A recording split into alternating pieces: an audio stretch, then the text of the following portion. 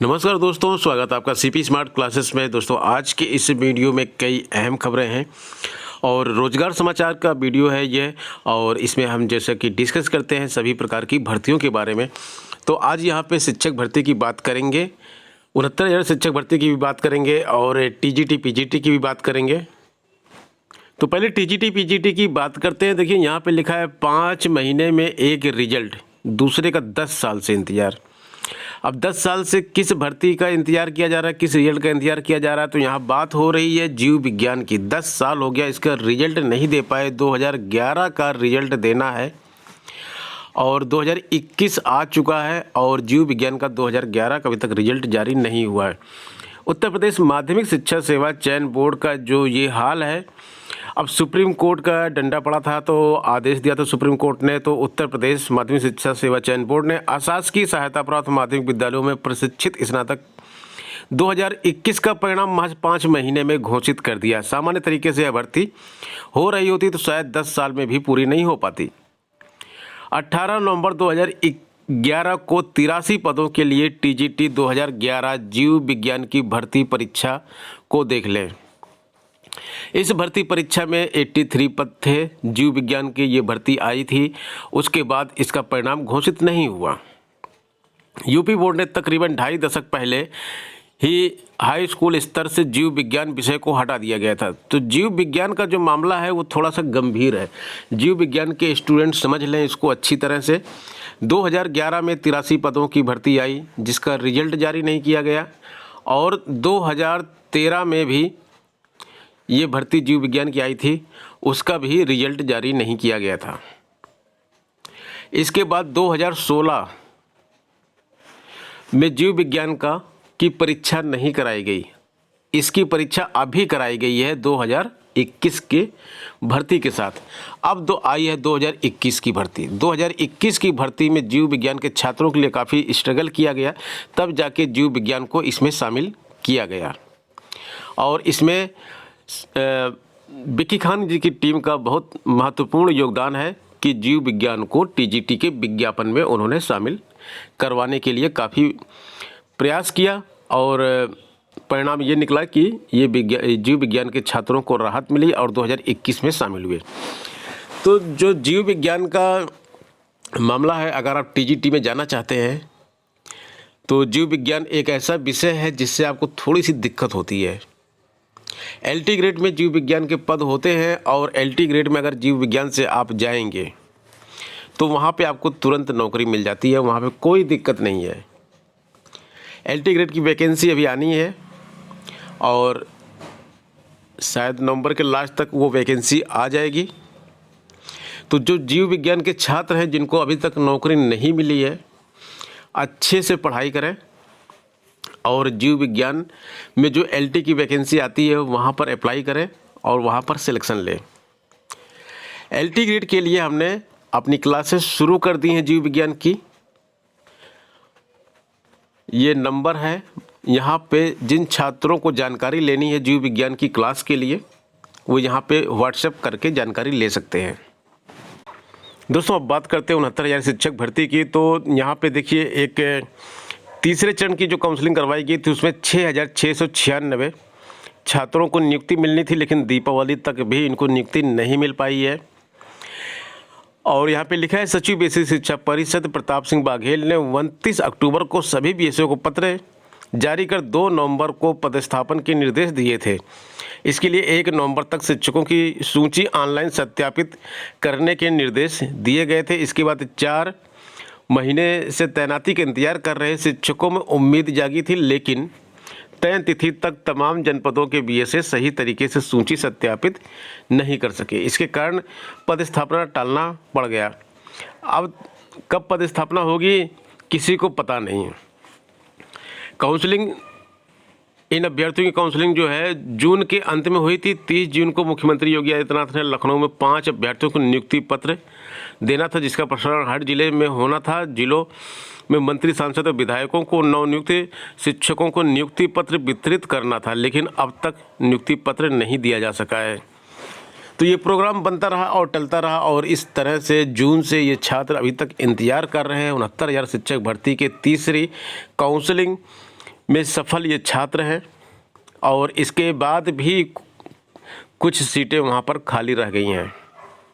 UP TET की परीक्षा 28 नवंबर को होनी है और इस परीक्षा के लिए 21,62,000 अभ्यर्थियों ने ऑनलाइन आवेदन किया है, जिसमें हाई कोर्ट से राहत पाए राष्ट्रीय मुक्त विद्यालय शिक्षा संस्थान NIOS से दूरस्थ विधि से प्रशिक्षित DLED अभ्यर्थी भी शामिल होंगे। पिछली कुछ परीक्षाओं में साल्वर गिरोहों के सक्रिय रहने के मामले सामने आने के बाद CCTV की निगरानी में परीक्षा कराने को लेकर मंथन चल रहा है। वार्ता सफल रही तो यूपी बोर्ड और प्रारंभिक योग्यता परीक्षा CCTV की निगरानी में कराए जाने के बाद अब शिक्षक पात्रता परीक्षा भी इसी तरह कराए जाने की योजना है। परीक्षा नियामक प्राधिकारी की ओर से कराई जाने वाली इस परीक्षा में प्राथमिक और उच्च स्तर के लिए परीक्षा अलग अलग कराई जाएगी, जिसमें करीब 8,10,000 अभ्यर्थी ऐसे हैं जो प्राथमिक और उच्च प्राथमिक दोनों परीक्षाओं में शामिल होंगे। अगली न्यूज़ देखते हैं। लिखा है रिक्तियों के पुनः परीक्षण करने के BSA को निर्देश। अपर शिक्षा निदेशक ललिता प्रदीप ने अशासकीय सहायता प्राप्त जूनियर हाई स्कूलों में सहायक अध्यापक और प्रधानाध्यापक के रिक्त पदों का पुनः परीक्षण करने के निर्देश जिला बेसिक शिक्षा अधिकारियों को दिए हैं। उन्होंने कहा कि रिक्त पदों पर चयन की कार्रवाई संचालित है। ऐसे में जिलों से मिले अध्याचन का विद्यालय वार, वर्गवार, आरक्षणवार व विषयवार सृजित पदों के सापेक्ष विवरण तैयार किया गया है। अपने जनपद में उपलब्ध रिक्तियों का इससे पुनः मिलान कर 1 सप्ताह के भीतर रिपोर्ट भेजें। शिक्षा निदेशक बेसिक की ओर से प्रेषित पत्र में उन्होंने कहा कि जिस प्रारूप में सूचना प्रेषित की जा रही है उसी प्रारूप में रिक्तियों का मिलान कर सॉफ्ट कॉपी में अपना हस्ताक्षर युक्त और एक्सेल सीट पर हार्ड कॉपी में सूचना तैयार कर निदेशालय के ईमेल पर उपलब्ध कराना सुनिश्चित करें। इसके साथ ही यह जानकारी अलग से देनी है कि प्रेषित किए गए विद्यालयों की सूची में कौन से विद्यालय उच्चीकृत हैं। यदि प्रदर्शित रिक्त पद के प्रति यदि किसी प्रकार वाद न्यायालय में लंबित हो जाता है तो उसकी भी जानकारी दें। देखिए यहाँ पे लिखा हुआ है कि TET आजीवन मान्य है, फिर भी 13 लाख छात्र बेरोजगार हैं। अब ये 13 लाख छात्र किस किस साल के हैं? वर्षवार आवेदकों की संख्या यहाँ पे देखिए 21 में 13,52,086, 2019 में 10,83,016, 2018 में 11,70,786, 2017 में 6,27,568, 2016 में 5,01,821, 15 में 6,71,796। जो यूपी टेट में टोटल फॉर्म पड़े हैं वो अगर यूनिक अभ्यर्थियों की संख्या देखी जाए तो 13,52,000 अभ्यर्थियों ने आवेदन किया है, क्योंकि 8,10,201 अभ्यर्थी ऐसे हैं जिन्होंने उच्च और प्राथमिक दोनों में आवेदन किया है। तो 8,10,201 अभ्यर्थी तो कॉमन हो गए, क्योंकि ये प्राथमिक में अगर काउंट किए जाएंगे तो उच्च प्राथमिक में काउंट नहीं किए जाएंगे। तो अभ्यर्थियों की संख्या देखी जाए तो 13,52,000 अभ्यर्थी यूपी टेट की परीक्षा में बैठ रहे हैं। और पिछले सालों का जो ब्यौरा था वो हमने आपको दिखा दिया। 2019 में जब परीक्षा हुई थी तो केवल 10,83,000 बैठे थे। 2015 में महज 6,71,000 छात्र परीक्षा में बैठते थे यूपी टेट की परीक्षा में, और अभी 13,52,000 छात्र यूपी टेट की परीक्षा में बैठ रहे हैं। यूपी टेट की परीक्षा में ये लोग इसलिए बैठ रहे हैं क्योंकि ये सब के सब बेरोजगार हैं, इनको अभी तक शिक्षक की नौकरी नहीं मिली है, जबकि ये BTC कर चुके हैं। और यही कारण है कि DLED से मोह जो है घट रहा है, तो जो संस्थान है उनका अस्तित्व भी संकट में आ रहा है। DLED यानी कि पूर्व में जिसको BTC बोलते थे वो अब DLED बन चुका है। जब 13 लाख छात्र बेरोजगार हैं, DLED करने के बाद भी नौकरी नहीं मिलनी है, तो छात्रों का मोह अब यहाँ से भंग हो रहा है। उत्तर प्रदेश लोक सेवा आयोग की परीक्षाओं की बात करते हैं यहाँ पे। तो देखिए यहाँ पे लिखा है संशोधित उत्तर कुंजी जारी न होने से तैयारी प्रभावित होती है छात्रों की। और उत्तर प्रदेश लोक सेवा आयोग आपत्तियाँ तो मांगी है इसने, लेकिन पिछले जो मतलब परीक्षाएं हुई थी उसके बारे में कोई जानकारी नहीं दी है। यहाँ पे लिखा हुआ है कुछ दिन पहले PCS 2021 की अंतरिम उत्तर कुंजी जारी कर आपत्तियाँ मांगी गई हैं, लेकिन अभ्यर्थियों को अब तक PCS 2019 और PCS 2020 की अंतिम यानी संशोधित उत्तर कुंजी जारी होने का इंतजार है। इसी तरह समीक्षा अधिकारी ARO, सहायक समीक्षा अधिकारी ARO भर्ती परीक्षा का भी अंतिम उत्तर कुंजी जारी नहीं हुई। अभ्यर्थियों को मालूम ही नहीं चल पाया कि उन्होंने कितने सवाल गलत किए और कितने सही किए।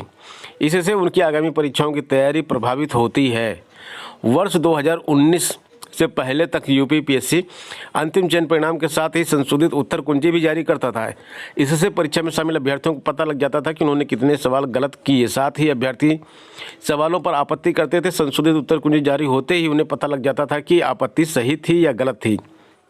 इससे अभ्यर्थियों को आगामी परीक्षाओं की तैयारी करने में काफ़ी मदद मिलती थी और जो अभ्यर्थी प्रारंभिक परीक्षा में छंटकर बाहर हो जाते थे वो संशोधित उत्तर कुंजी के आधार पर अपना मूल्यांकन कर लेते थे ताकि भविष्य में गलती ना हो और उन्हें सफलता मिल सके। लेकिन 2019 और 20 में इस तरह की उत्तर कुंजी जारी नहीं की गई और अभ्यर्थियों को अब बदलाव की उम्मीद है, क्योंकि संजय श्रीनेत जो नए आयोग के अध्यक्ष हैं इन्होंने अभ्यर्थियों को राहत दिया है और प्रारंभिक परीक्षा में पदों की संख्या के मुकाबले 15 गुना अभ्यर्थियों को मुख्य परीक्षा के लिए और मुख्य परीक्षा में 3 गुना अभ्यर्थियों को इंटरव्यू के लिए क्वालिफाई कराया है। पीछे 2021 से यह व्यवस्था लागू कर दी गई है। पूर्व अध्यक्ष डॉक्टर प्रभात कुमार ने वर्ष 2019 में इसे घटाकर क्रमशः 13 व 2 गुना कर दिया था, जिसका प्रदेश भर में विरोध हुआ था। अभ्यर्थियों को उम्मीद है कि आयोग के वर्तमान अध्यक्ष ने जिस तरह से इस मामले में उन्हें राहत दी है उसी प्रकार संशोधित उत्तर कुंजी मार्कशीट के मामले में भी उनको राहत प्रदान करेंगे। या ये बहुत ही ज़रूरी है कि इस तरह से राहत छात्रों को दी जाए, क्योंकि जब छात्र अपना आकलन ही नहीं कर पाएंगे तो आगे की तैयारी कैसे करेंगे। प्रारंभिक परीक्षा के अंक पत्र भी जारी करने की मांग की गई है। अंक पत्र जारी करना भी आयोग ने बंद कर दिया, जबकि अंक पत्र जब जारी होता है तो भी छात्र को पता चलता है कि भई आखिर उसने कितने सही किए, कितने गलत किए, कितने नंबर उसके आए, कितने नंबर से वो चूक गया, कट ऑफ कितना था। ये सारी चीज़ें जो पहले जिसकी मार्कशीट आती थी उसको बंद कर दिया गया है और अब वो जानकारी छात्र मांग रहे हैं कि प्रारंभिक परीक्षा की मार्कशीट दी जाए। हालांकि प्रारंभिक परीक्षा की जो मार्कशीट दी जाती थी वो मुख्य परीक्षा के रिजल्ट जारी होने के बाद दी जाती थी। दोस्तों, अगर आपने बीटेक या डिप्लोमा किया हुआ है तो आपके लिए अच्छी न्यूज़ है। असिस्टेंट एवं जूनियर इंजीनियर के उत्तर प्रदेश पावर कॉरपोरेशन में यहाँ पे पद रिक्त हैं। असिस्टेंट इंजीनियर, ट्रेनी और जूनियर इंजीनियर के पद यहाँ पे रिक्त हैं। 286 पद है। 21 से 40 वर्ष की आयु आपकी होनी चाहिए। 44,900 रुपये की और जेई को और 59,500 रुपये एई को यहाँ पे वेतन मिलने वाला है। और इसके साथ साथ ये परीक्षा जो है जनवरी 2022 से संभावित है। ये वेबसाइट दी गई है, इस पर आप आवेदन कर सकते हैं। तो दोस्तों, ये हुई आज की जानकारी। मिलते हैं नेक्स्ट वीडियो में नई अपडेट, नई जानकारी के साथ। बने रहें सीपी स्मार्ट क्लासेस के साथ। धन्यवाद।